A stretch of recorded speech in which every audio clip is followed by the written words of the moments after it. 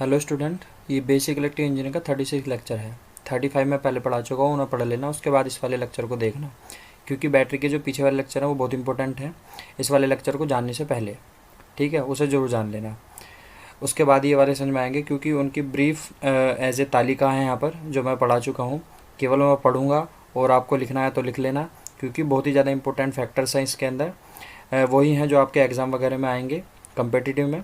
और यदि आप डिप्लोमा से हो तो डिप्लोमा वाले के लिए ये बहुत ही ज़्यादा इंपॉर्टेंट रहेगा, सेमेस्टर वाइज जो होते हैं, क्योंकि लिखने के लिए आ जाता है क्वेश्चन कि लेड एसिड बैटरी और alkaline cells, lead acid cell या फिर एल्कलाइन सेल, इन दोनों में कंपैरिजन करिए, क्या है डिफरेंस बताइए। ओके, तो मैं आपको आगे लेके चलता हूँ। अब इसमें देखो जो पहला वाला है, देखो ये यहाँ का जो जो टर्म होगा यहाँ का, ये लेड एसिड का होगा, ये एल्कलाइन का होगा। ठीक है, सेल हो या बैटरी, इनमें से कोई अंतर नहीं है। सेल और बैटरी की डेफिनेशन में पहले बता चुका हूँ अपने बैटरी वाले लेक्चर्स में। ठीक, तो आप बस यहाँ पर कंसिडरेट करना। आप देखो पहला वाला जो है वो धनात्मक प्लेट है, ठीक है, मतलब पॉजिटिव प्लेट, वो PbO2 लेड पेरोक्साइड की बनी होगी। ठीक, जो एल्कलाइन में होगा उसमें जो इस्पात, छिद्रित इस्पात का मतलब होता है जो उसके अंदर होल्स, छोटे छोटे छिद्र होंगे, इस्पात की, लोहे की बनी होगी। ठीक है, निकिल हाइड्रोक्साइड, उसमें निकिल हाइड्रोक्साइड भरा होगा, उसके अंदर जो छिद्र होगा उसके अंदर निकिल हाइड्रोक्साइड भरा होगा। ठीक है, तो वो वाली पूरी कंस्ट्रक्शन जो होगी प्लेट की वो एल्कलाइन बैटरी की होगी। ओके, जो एल्कलाइन बैटरी का जो जो मैं वीडियो डाल चुका हूँ वो आई बटन में आपको मिल जाएगा, और लेड एसिड सेल का भी। ठीक है, उन्हें ज़रूर देख लेना इसे देखने से पहले, वरना आप ये समझोगे कि जो मैं करा रहा हूँ वो समझ में नहीं आ रहा, आप ये कहोगे, क्योंकि उन्हें देखोगे उसके बाद ही ये समझ में आएगा आपको। केवल नोट्स के तौर पे मैं इसको लिखवा रहा हूँ आपको। देखो जो नेगेटिव प्लेट होगी लेड एसिड सेल में, वो स्पॉन्जी लेड की होगी। स्पॉन्जी मतलब बहुत ही फुरफुरी सी होगी, मतलब हार्ड नहीं होगी, बहुत ही हल्की सी होगी। ओके, उसमें रिएक्शंस अच्छी होती है नेगेटिव प्लेट पर, पॉजिटिव पर भी होगी। लेकिन यहाँ पर देखो एल्कलाइन में क्या होगा, छोटे छोटे खानों वाला इस्पात का बॉक्स होगा जिसमें लो ऑक्साइड भरा होता है। ठीक है, मतलब छोटे छोटे खाने होंगे जिसमें छिद्र होंगे, इसमें छोटे छोटे खाने से होंगे छिद्र टाइप के ही, उसमें लो ऑक्साइड भरा, FeO भरा होगा, मतलब FeO लो ऑक्साइड भरा होगा। ठीक है, इलेक्ट्रोलाइट जान लो। देखो लेड एसिड में इलेक्ट्रोलाइट जो होगा, जो वो H2SO4, उसे गंधक कहते हैं, H2SO4 कहते हैं, सल्फ्यूरिक अम्ल कहते हैं। ठीक है, एक ही नाम है इन सब का। और जो एल्कलाइन में होगा उसके अंदर देखो आसूत जल, आसूत जल का मतलब होता है जैसे गर्म करते हैं पानी को, उसके बाद जो भाप बन के ऊपर इकट्ठा होने लगता है पानी, वो आसूत जल कहलाता है। इसको मैं पहले भी बता चुका, लेकिन अभी बता दिया है मैंने आपको।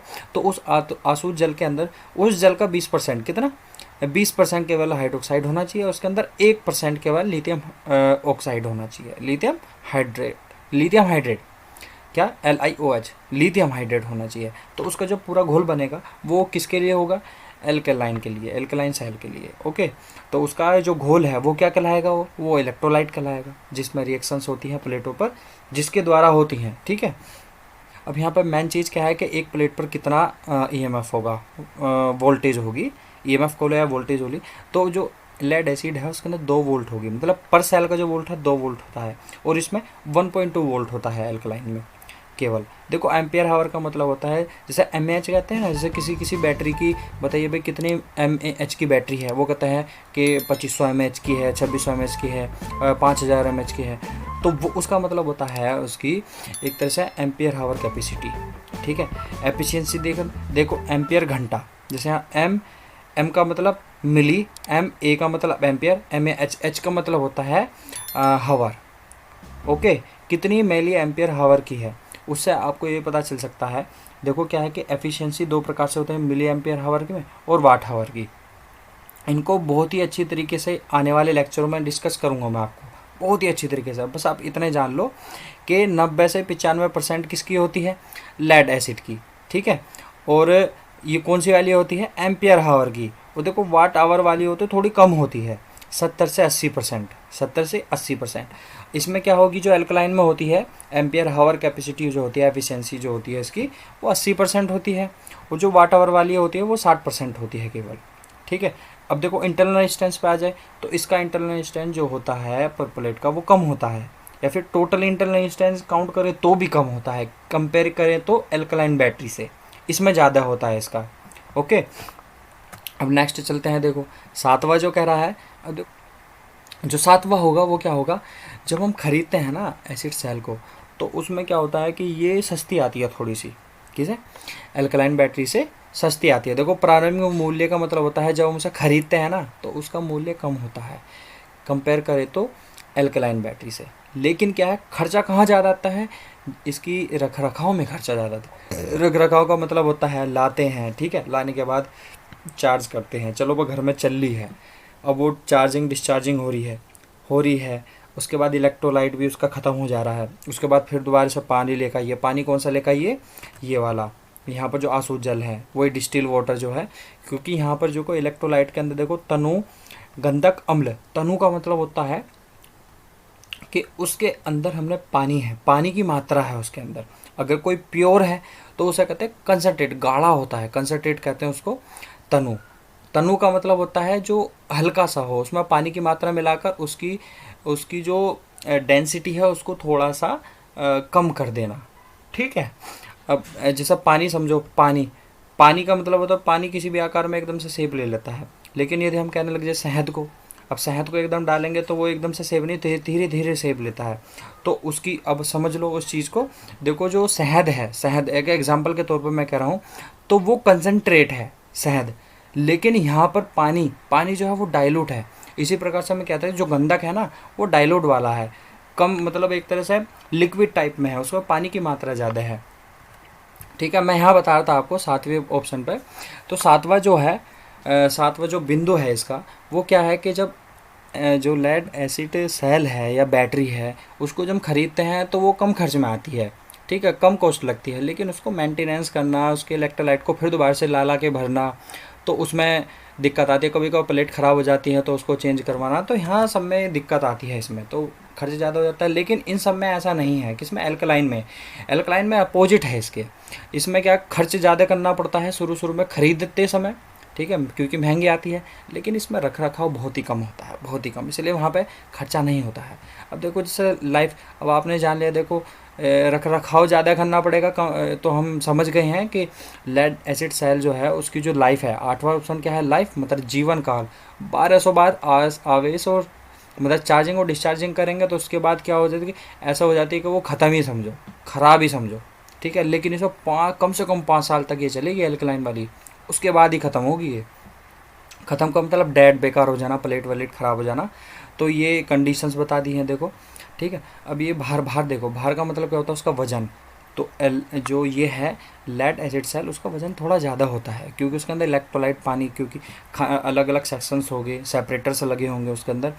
पूरी देखो एक चीज़ और बता दूं आपको, लेड एसिड सेल या फिर जो बैटरी चैप्टर पढ़ा रहा हूँ उसको पहले जो लेक्चर है बैटरी का, आप देख लेना कौन सा है, 30, 31 या 28 जो भी लेक्चर हो उसको वहाँ से देखकर, शुरू से देखकर चलना। उसके बाद ये भी लास्ट में आप देखोगे ना, आपको बहुत अच्छे तरीके से समझ में आएगा जो मैं कहना चाह रहा हूँ आपको, ठीक है। क्योंकि कंस्ट्रक्शन, उसकी कंस्ट्रक्शन मैंने बताई है, हर चीज़ बहुत ही बारीकी से बताई है, चाहे वो रिएक्शंस हो उसकी, चार्जिंग डिस्चार्जिंग की हो, कंस्ट्रक्शन से रिलेटेड हो, हर एक चीज़ मैंने बताई है। क्लासिफिकेशन भी बहुत ही प्रकार, बहुत ही अच्छे तरीके से बताया है, ठीक है, उसको जरूर देख लेना आप।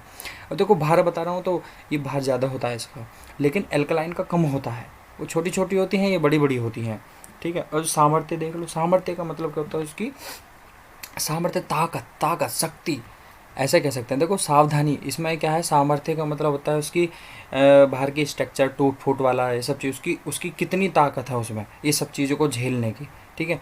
तो इसमें रख रखाव की आवश्यकता बहुत पड़ती है। अब एक बात और है, देखो रख रखाव का मतलब टूट फूट जाएगी क्योंकि प्लास्टिक की बॉडी वगैरह होती है, ठीक। और इसके चार्जिंग और डिस्चार्जिंग से क्या होता है, सल्फेट का प्रभाव पड़ता है। प्रभाव मैंने बता ही दिया, क्योंकि सल्फेट पे जैसे कम हो जाएगी इलेक्ट्रो चार्जिंग डिस्चार्जिंग में, उसका जो इलेक्ट्रोलाइट है वो ख़त्म हो जाएगा, उसके बाद पानी डालेंगे तो सल्फेट की जो कंसनट्रेशन है वो कम हो जाएगी, वो डाइल्यूट में कन्वर्ट होने लग जाएगा और ज़्यादा, उसकी रिएक्शंस कम होने लग जाएंगी। फिर पहले चार्ज होगा, अगर शुरू में लाएंगे तो बहुत जल्दी चार्ज हो जाएगी बैटरी, जो ये आपकी लेड एसिड सेल या बैटरी जो है, ठीक है। ये उसके बाद क्या हो, जैसे मैं कहा 1200 बार में देखोगे तो वो चार्ज भी नहीं होने की, वो ख़त्म ही हो जाएगी। धीरे धीरे क्या कर, इसकी लाइफ घटने लगती है, ठीक। अब यहाँ पर देखो जो एल्कलाइन बैटरी है, रख रखाव की कम आवश्यकता पड़ती है, क्योंकि जैसे कि ये अच्छी तरीके से काम करती है तो रख रखाव की आवश्यकता पड़ती नहीं है। अब इसे क्या है, अधिक आवेशन तथा विसर्जन मान पर भी ठीक रहता है, इसका मतलब ये है कि चार्जिंग डिस्चार्जिंग कितना भी करो आप ना, इस पर कोई प्रभाव नहीं पड़ता है, इतना प्रभाव नहीं पड़ता है जितना कि ये लेड एसिड सेल जो है या बैटरी जो है उस पर पड़ता हो। अब देखो ट्रिकल चार्जिंग, अब ये ट्रिकल चार्जिंग जो 11वां ऑप्शन है ये क्या है, इसका मतलब ये होगा देखो सेल से कोई काम नहीं कर रहे हैं, काम नहीं करे तो उसे चार्ज कर लो फिर, लेकिन चार्ज कैसे करना है बात यह है। देखो चार्जिंग के मेथड 4-5 होते हैं और उसमें से कौन सी चार्जिंग आप कर रहे हो वो बहुत इंपॉर्टेंट है। जो कोई भी बैटरी हो उसको चार्जिंग करने का सबसे अच्छा मेथड ही क्या है, ये ट्रिकल चार्जिंग, उनमें से 5 में से एक मेथड ये है ट्रिकल चार्जिंग का। तो इसको अप्लाई कब करना है, जब हम कोई काम ना कर रहे हैं उस पर बैटरी पर, तब हम इस वाले को अप्लाई करना है। और जो ये वाला है एल्कलाइन वाला, ट्रिकल आवेशन की आवश्यकता नहीं पड़ती है। इसमें क्या है कि इसमें इस चीज़ की आवश्यकता बिल्कुल नहीं है कि जब बंद हो तभी चार्ज करो, ठीक है।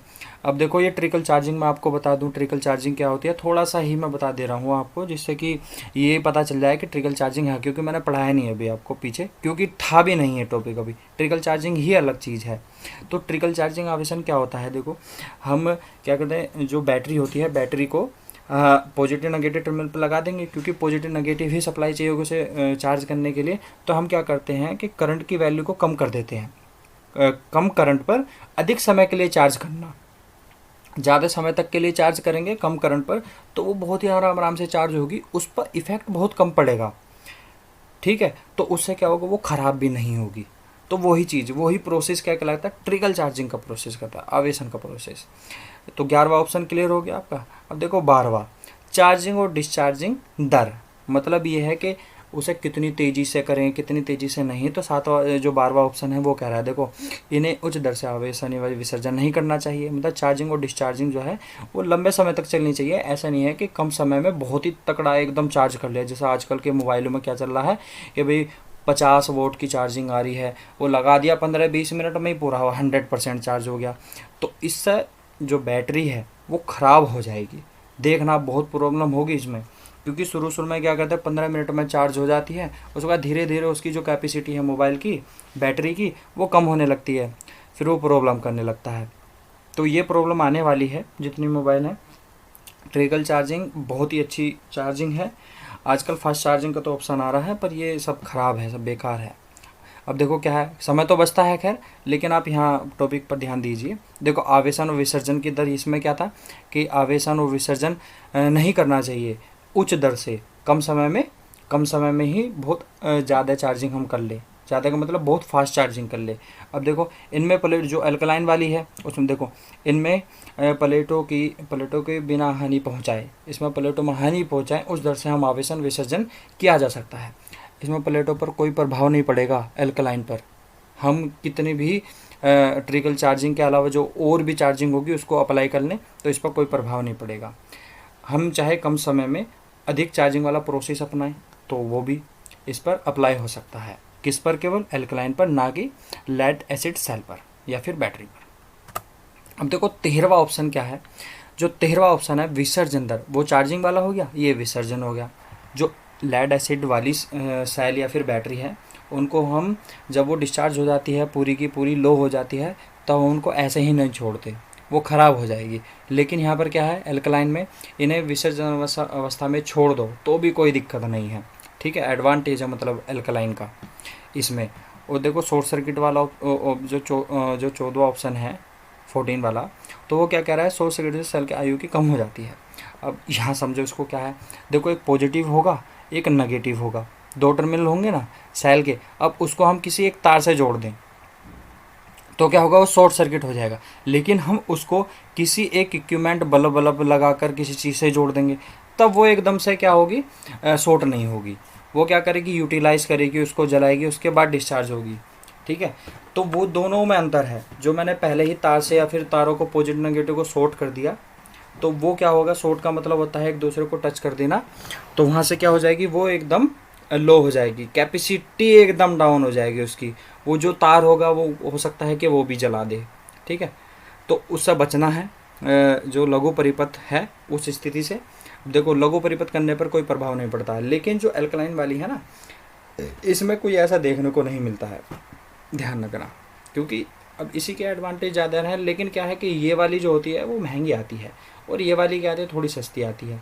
इसमें मेंटेनेंस नहीं करना पड़ता है, इसमें मेंटेनेंस की आवश्यकता पड़ती है।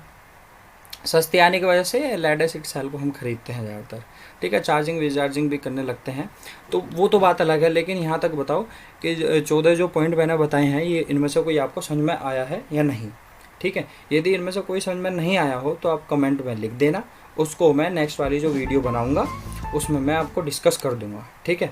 तो आज की इस वीडियो में मैं इतना ही पढ़ाऊंगा, ठीक है। इतना ही कंटेंट है फिलहाल के लिए, बहुत इंपॉर्टेंट कंटेंट है, इसको याद रखना।